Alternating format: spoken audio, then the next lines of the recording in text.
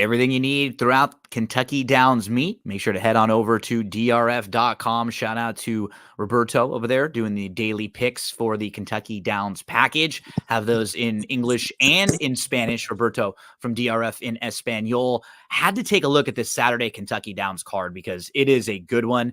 Angela Hermann joins me, good friend always on here to help me talk about some big races.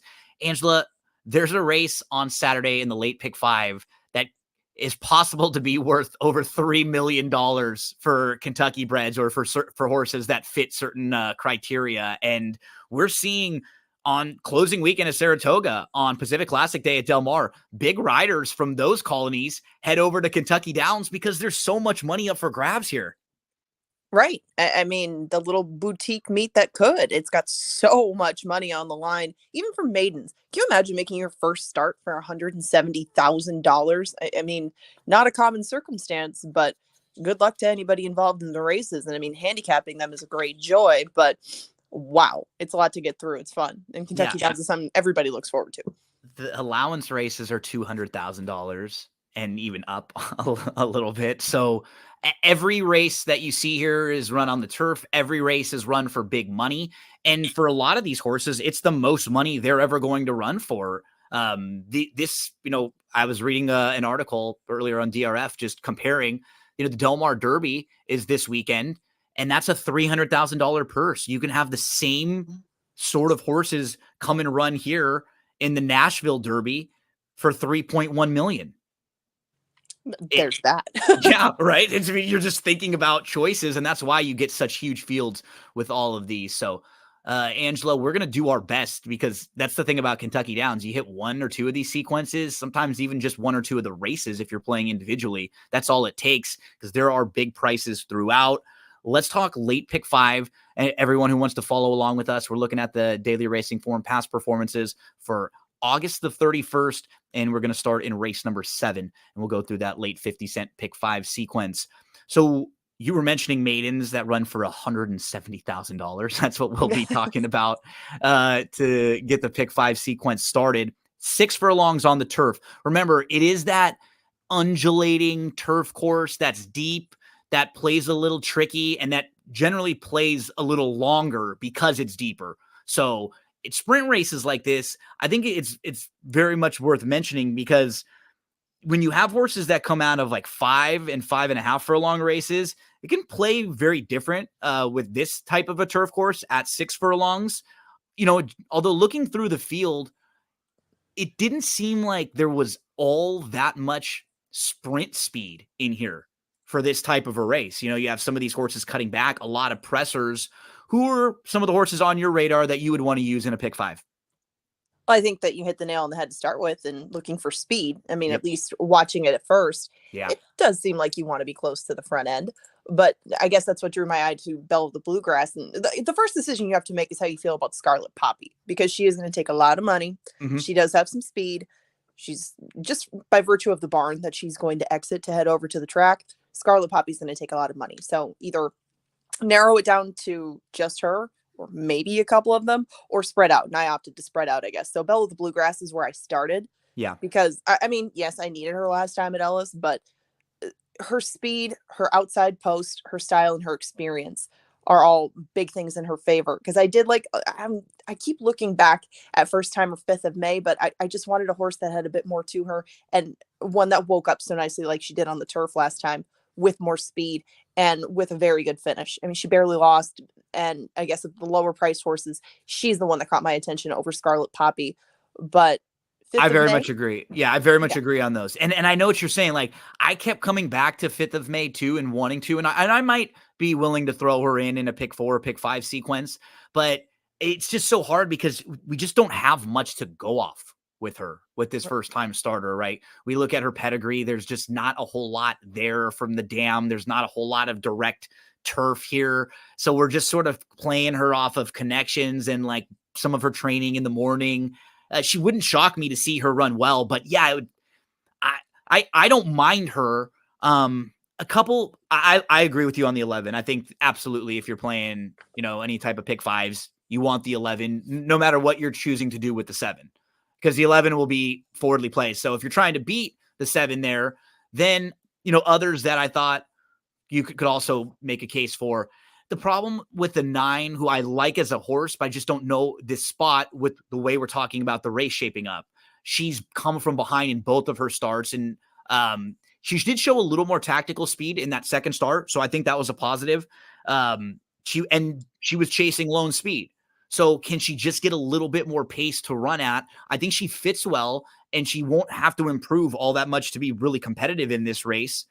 I also thought, at least an under horse that I could see hitting the board in here at a price, but maybe needing a race for the best, was Vino Frizzante to the outside. When you look at pedigree, which is cool about some of the DRF formulator past performances, we can take a look at the dam and see that this one actually won on the turf and was stakes placed at Canterbury. How about that? Yes, I was going to say, I actually know a couple of this one's siblings, Big Falcon Rocket and Scent of Success. Yeah. And yes, both of them excelled when they went longer.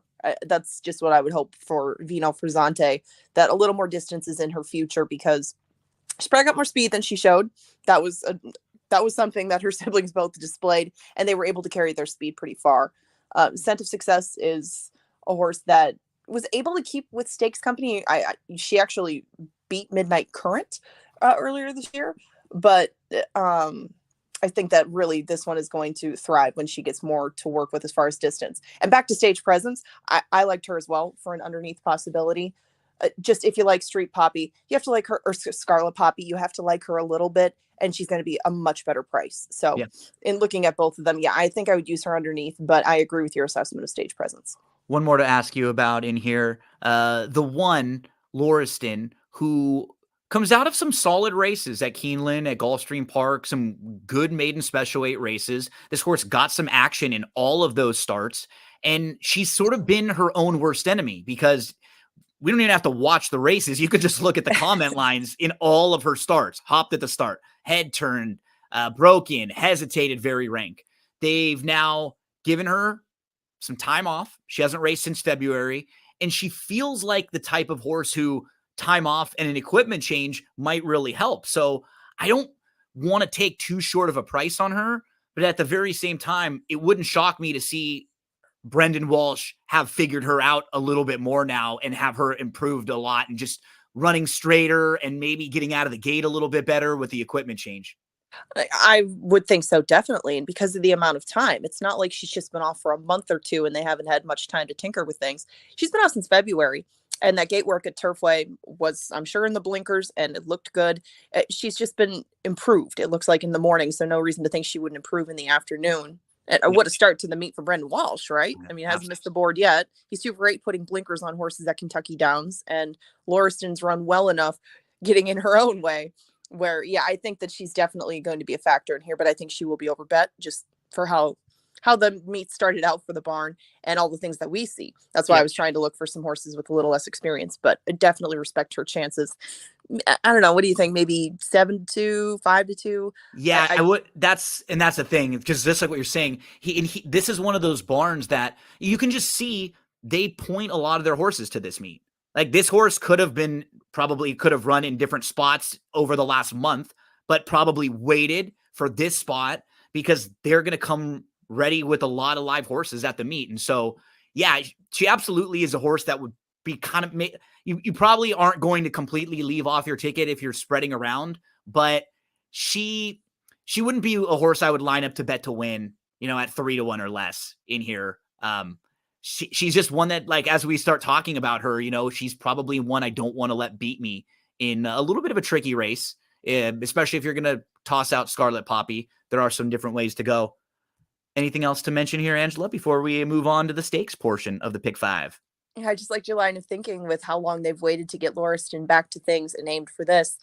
That kind of being a line of thinking with 5th of May. If she's been working out this long, if they've been waiting this long to debut a horse that they didn't pay a bundle for, that, like you said, doesn't have necessarily all the bells and whistles to be a first-time buzz sort of horse. And Keeneland's not that far away either, right? Yeah. Like, they could have waited and run there but maybe a little bit bigger money here. So you say, we like this horse. That's a good point too. And Pratt probably has his pick of at least a few different horses in this race, and he shows up here.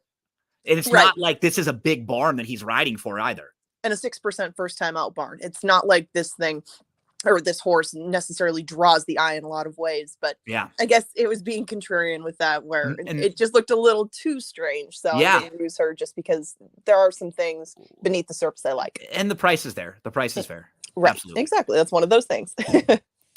3 graded stakes races in a row. The first one of them is the Grade 3 Nashville Derby. So yeah, if you were a horse, a Kentucky bred, I think, or in the Kentucky fund, there's an additional like 1.2 million that comes out of this race for you. So it's just incredible incentives for a lot of these horses in here.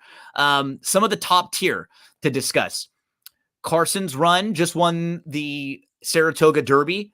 Really impressive. And that was back-to-back victories now. So he showed up as a Grade 1 winner at 2 and at 3 so far. Major player in here. To the outside, Cugino was actually supposed to run in a race at Saratoga a couple weeks ago. When that got taken off the grass, he rerouted for this spot. He's been really competitive overall in his career, and they showed new tactics with him last time, Angela, and it worked really well because he had a couple tough beats in a row, like 3 of them back to back to back. Then he had a really just kind of put a line through it trip in the American turf from a bad post. And they just, I think, got a little frustrated because they like this horse, and Pratt got aggressive and put him on the front end in the Audubon. And generally when that happens, when the horse uses that speed and it works really well, they do it again. And so I'm expecting him to probably be forwardly placed again and then get aggressive. Wouldn't be surprised. It looks like a pretty balanced, I guess, pace standpoint for me. Yeah. And so may the best horse win, and he's one of the best horses in here. And the versatility is nice that if somebody else goes, Abramar down inside, or a couple of these other horses do, he's fine sitting off. But I feel like they'll just try to be as close to forward as possible because it's not like he's been a hanger in some of those races, but when you keep knocking on the door, I like what they did with getting aggressive with him and saying, you know what, let's make everybody come and pass us instead. Well, and we've talked about that before. If you think you have the best horse, just make them come catch you. And they didn't. So and that's a Pratt thing too, that he does a lot of the time. Yeah. I like that. I liked his race, but like you mentioned, the time off, things haven't gone quite as planned. I give an extra look to the European horses in spots like this anyway, just because of the distances they run as younger horses and as 3-year-olds.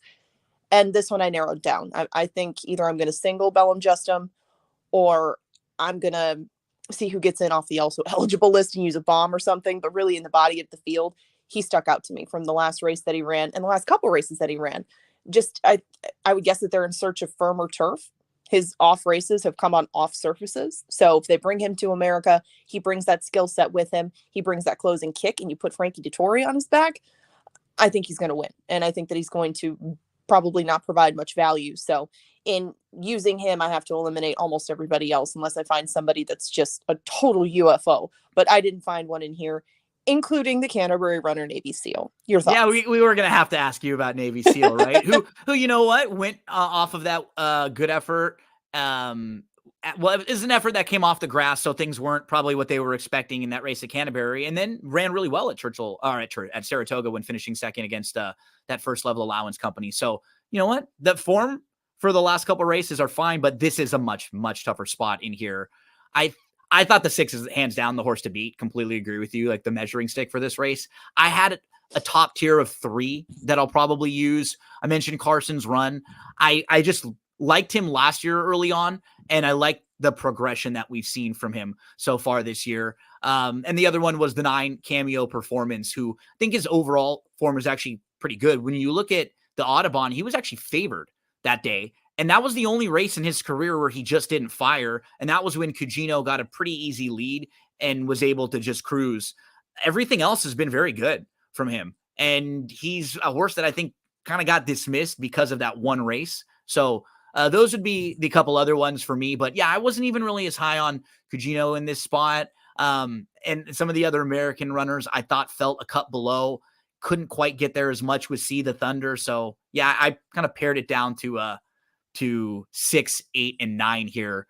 I guess worth mentioning at least Stromberg. Neither one of us really got to Stromberg here. Stromberg seems more one-paced in watching that race from Ascot that he ran against Bellum Justum, and last time around too.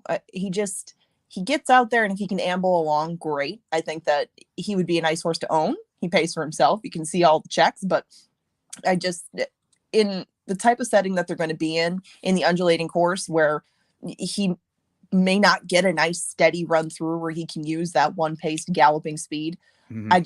I prefer the other Euro entity, or one of the other Euro entities in here. And I think they might take money just because it's Joseph O'Brien. So just another no thank you for me. And this horse, the little small things too, ran 10 days later. So not as much time in between coming over here too, just little small things to pick at. I much prefer the 6 of the international runners as well. So big money up for grabs in race number 8 on Saturday at Kentucky Downs. The 9th, 6.5 furlongs, is the Grade 2 Ladies Turf Sprint. And Angela, at first glance, this race looked like there should be a decent amount of early speed. And maybe with Ruby Nell drawing the inside, she might want to at least secure some position. She can sit a little bit, but I think her best races are when she goes. Elm Drive's coming out of some sprint races. I think she'll probably be pretty close up and sitting at least just off the pace. AG Bullet wants to go. She can sit a little, but she'll be forward. Don't Look Back at All wants to go. Ocean Club doesn't want to be too far out of it, but she'll probably be sitting a few lengths off against a quicker group like this. Coffee Maker is one of the fastest in here. Moonray, another one who wouldn't be surprising to see this horse really, really close. Secret Money's probably one of the more mid-pack to deeper closers in here, but even going to, Bling, who doesn't want to be too far out of it. Red Carpet Ready has shown sprint speed on the dirt. So there could be a lot of speed early in this race. I would think so, but that's why they're here. It's the 6.5. That's fun. I like that. And I used to love that about the Hill, when you can handicap those races and specialists at this distance on certain courses. I play this like very similar to that, right? Yeah, they can always pull an upset. Yeah, if they like cutting back, and exactly, horses that are unique to it that tend, and we'll see them wheel back quickly and try to get a couple races at the meet sometimes too when they're running well here. So as I pointed out how the race may unfold, who are some of the horses that could capitalize? When we were talking off air a little bit, you had mentioned a horse who kind of fits the profile that we were just saying, win a little bit longer, now gets to cut back to this elongated sprint, a horse who has some speed but can also sit off a little bit, AG Bullet. AG Bullet is one of those 6.5 specialists. And I think that if you're a numbers person, she's not the filly for you, but she's also run in those restricted races. You can't have won more than 32,100 in a certain stakes race at a certain distance. No, it's just non-winners of a sweepstakes, but she still held her own in the Monrovia. And that was the one that put me over to put her in the spot, because Miss Lizzie, that Doug O'Neill filly, likes that hill a lot. And it's a test to beat her. Even though these are a whole different league of horses, that AG Bullet can keep herself in the race, keep herself out of trouble. And if there is that scramble for the lead, like you talk about, she doesn't need to be in the teeth of it. She just needs to stay close. I like that. And I like that Rispoli is sticking with her. He knows her well. He knows how to win on her. I think she's going to be a good price. And sometimes the California horses get ignored a little bit unless they're one of the standouts. But AG Bullet, I think, is one of those ones that'll get let go on the board. I wanted your thought on Ocean Club. I saw Ocean Club a long time ago. I saw when she first made her way to the races, and she made a nice impression on me when I first saw her. I thought she would get better with age. She's got a bit better with age. It's the 6.5. I mean, she's not a little thing, but I think that Ocean Club is one of those that you talked about, cutting back in distance, that has some speed. That's an interesting item because she has got better, and her pedigree affords her to be a very versatile sort of horse. So this could be very much in her wheelhouse. We just find out if she takes to this particular configuration. I don't like having a generalization or like a general template for really anything in racing, because I think that gets you into some trouble when you do. But if I were to point out what I'm looking for with horses' running styles in races like this, it's pretty much what Ocean Clubs look like, where you see that she's close up going longer. She's able to show some speed, but sometimes when she gets a little too involved it's probably a little bit farther than where she wants, going like a mile and a 16th. She's probably like a 7 furlong to like a mile or at her best, but because she has that weapon of speed, she can get it. She can get the distance. She's a nice horse too. You really go through some of her races, like she's not done that much wrong. She doesn't really have many bad races. I have her pick third in here, and I definitely would be using her in pick fives and multi-exotics just for the reasons that you said. She just looks like a horse who will fit well cutting back. She can sit a little bit farther off and have a little more punch here in this race. I would think so. And if Ocean Club can just take to it and keep her momentum going, I think that she has every right to be a part of this and to be good at this sort of thing, because she is such a versatile, consistent sort of horse that, like you said, may not naturally be a 2-turn sort of horse. So if this is a good distance for her, it's just a matter of the drip, but the price will be right. And I thought that this race, kind of like with Scarlet Poppy in the 7th, had to start with Ruby Nell. And since I just wanted to take a shot against her, I think Ruby Nell's a cool horse, but I don't know if she's at her best right now. And we talked a little bit about that. Yeah, I thought it was her year this year has been interrupted a couple times where she was like pointed to run in a race and then didn't, and they were going to try here, and then she had a small little injury and then something else and then a minor sickness, and so they end up here. And I mean, she showed up with one of her best efforts. She certainly could win this race and certainly would be right there, but at the price she might be, we just, in the way the race shapes up and some of those questions, she's down to the inside. Yeah, I think it's fine to try to play against her in here. Yeah, and I just think at her best, yes, she's the best filly in this race. Is she at her best? I have my questions. So in that, I would use Ocean Club. I would use AG Bullet. You talked about Secret Money, and Dance Macabre also comes out of the Caress. Yeah. That was quite the cavalry charge at the end. I thought these two could fill out at least something underneath in the Super, just with the paths they had to take to even finish where they did. The 11 Dance Macabre is the horse that I'm going to have to use, because there are versions of this race where they go really fast and she gets a great trip. And being drawn to the outside at Kentucky Downs doesn't really impact you quite as much. It is sort of like the downhill layout at Santa Anita, where the outside draws sometimes are even better than the inside. It's the way the turf is playing. She's never done anything wrong. Her entire career, she has 11 career starts and she's never been worse than third in any of them. And the races that she loses, it's because there's no other speed and she's just not as fast as the horses who wire that field.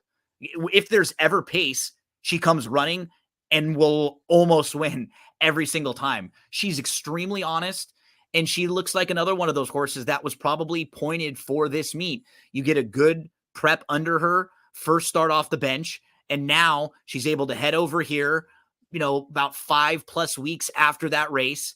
She's going to make her second start as a 4-year-old. She ran a career best speed figure last time out, but it wasn't so much better than her races last year where you get nervous that she might bounce. She actually could take another slight little step forward. I think she fits really well in here, Angela. I do too. And I think that 2 of her best races have been at Kentucky Downs, going 6.5 furlongs. She's hard to ignore in that sense. It's just the way that it's been playing, and if she can get the trip, but she's very usable. I thought at least underneath. If you like her, I'm definitely not going to talk you off her, especially if you can get 6-1. The horse that she finished in front of Future is a very nice turf sprinter, has won 3 of the last 4, just came back and won the Smart and Fancy last week at Saratoga. Anything else to mention in this one before we move along? I think that we covered everything. I think we're both a little just questioning Ruby Nell's current form and going to take a stab against her as a result. Yeah. Same thoughts as we move to the ladies turf race number 10 on the 11 race card on Saturday at Kentucky. If you're watching this on the YouTube channel, do me a favor if you can, hit subscribe on there. If you like the video, it shares it around, more people get a chance to see it. We have some help for you this weekend with Saratoga closing weekend with their late pick 5. Barry Spears joined me, and then I have a video that'll be popping out running through the Del Mar card for Saturday. I'll be heading down there for Pacific Classic, doing some work, taking some video, and getting some social media coverage. So looking forward to that on Saturday. Looking forward to the Grade 3 ladies turf on Saturday at Kentucky. Angela, this one has some horses that we've talked about, and I thought this was a really challenging race, even just looking for, the main players to start with. Horses like Nadette, I think, fit pretty well here. She was out here on the West Coast for a while and seems like they've really got her figured out as of late. Fluffy Socks, from a class standpoint, fits really well. She doesn't win as often recently because of her running style. She's more of a deeper closer. I'd also expect to the outside Mission of Joy to get some support, just coming out of really tough races. She's facing some of the better, like, miler turf fillies and mares, Chili Flag, White Beam, Moira, Didia, you see in the recent past performances. So those are a few of the top players in here. How do you see this race? And let us know some of the horses that you like. I spent way too long on this race to not come up with any sort of strong opinion. I just, like you said, this one is a deep race. And if you can go ahead and afford and just buy as many horses as you like, do you see any sort of strong favorite in here? I think the Fluffy Socks might be a very narrow one, but yeah, 4-1. This is one of those you can run this race 100 times and every single one in here might win it at some point. It's just that kind of race. So yeah, this is a complete spread out race. Honestly, when I go through, I'll kind of make little marks in my past performances and like horses I like, and then I'll circle the ones I really love and this and that. And I ended up having marks on 11, 1, 10, 2, 3, 6, 5, 4. So we ended up, these are just all horses that in different trips with different race shapes, they could get the job done. I'll mention a few that are kind of fun to at least include in some of your exotics if these horses weren't on your radar. I think Evie Jets cutting back to a mile, drawn to the outside. If you're looking at Mission of Joy, who's going to be a much shorter price than her, Evie Jets is coming out of the exact same two races. And when Mission of Joy was third, beaten a half length, Evie Jets was fourth, beaten 3/4 of a length, right behind her. Then in the next race, Mission of Joy was sixth, beaten 3 lengths, and Evie Jets was seventh, beaten 3.5. She was right behind her twice and one position behind her in both of those races. She is a graded stakes winner against Open Company at Saratoga last year, and she's only making her 4th start of the year, and her 3 races this year have been against tougher. So I actually think this is a decent spot for her. She would be one that I'd throw in, and there's that guy Flavian Pratt we're talking about again, who these are the types of horses that I really like him on, Angela, where has speed, but can sit off a little bit. He just seems to have such a good clock in his head of, oh, you know what? They're not going fast enough. I can move early. Or, they're going too fast. I'll sit third instead. Well, and what a good fit with Evie Jets he would be then. I mean, she can get herself there. And she's going to be at least twice the price of Mission Joy, one would think, in theory. But just to put another underline on this race, the 1-2 finishers from this race last year are 15 and 20 to 1 morning line. I mean, that's just what kind of group you have. So how I would approach this one is I'm going to take a couple of my old friends and probably key them, maybe not underneath, but maybe box Moofy, Sparkle Blue, and Implicated up with just some weirdos, or just do 459, 459, 459. Whoever else, maybe use most of them, and just hope that 2 of these 3 can get themselves in the mix, because Moofy and Sparkle Blue are 2 horses that I mean, yes, I'm rather loyal to them in the past. Moofy generally gets bet down. Moofy doesn't really do much wrong either. Her form overall is good. She has to get stakes. Yeah, she's got to get a little faster, and just a little bit faster. So as a 5-year-old mare, is she going to improve, or maybe, does she just get a little bit better race shape? Does she like this course? Those are all possibilities. And you just want to get rewarded with the price for her. 10 to 1 is fine, I think. And Sparkle Blue, 15 to 1, same sort of thing. And even Regal Realm, I should have more love for her. She came up here and won the Lady Canterbury. Hasn't been quite the same this year. So I'm going to use 4, 5, and 9 in some exotics. Maybe hope for some chaos on top. Give myself room to be wrong and hope that the prices are right underneath. And this is going to be a fun vertical race. If you can hit this, bravo to you, because without spending a little bit of dough to get there, I think it's going to be very difficult. But that's a good, challenging 10th race. I like this race. It just mastering it was not something I did in the time allowed. the one horse was such a kind of a strange read for me because we've spoke about Nadet a few times. She was here in Southern California for a while, and she was a horse that I kept trying to get into the winner's circle, and she was 0 for her first. There was a stretch of races where she went 0 for 12. She was 0 for her first 9 in the U.S. And then all of a sudden, last 5 starts, they've basically been like her 5 best races. So she's been just a better horse. And so I'm trying to like not hold it against her the earlier form, because it's not like it was one race. She's really had a string of races all in a row. She went over to Colonial. She won a race there, and then she faced Moira Revnover, Fev Rover. Come on over, Red Rover. Fev Rover. And then Nietzsche Marie, who I actually think is pretty live this weekend. So that group is better than this group.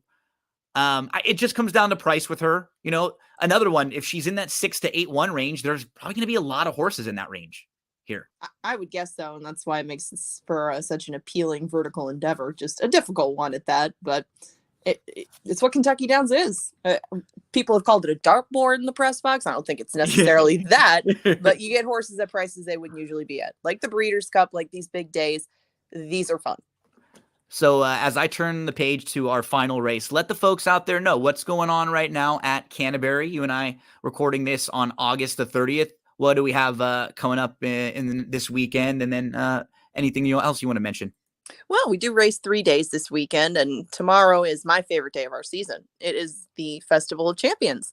It's all Minnesota breds, all day long, all stakes. And we start with quarter horses. We work our way to sprinters at the end, go through turf races. It's the best. It's the best of the best of Minnesota breds. I have to bid farewell to my favorite horse in training. I believe that she will be done after the Princess Elaine. That's Midnight Current.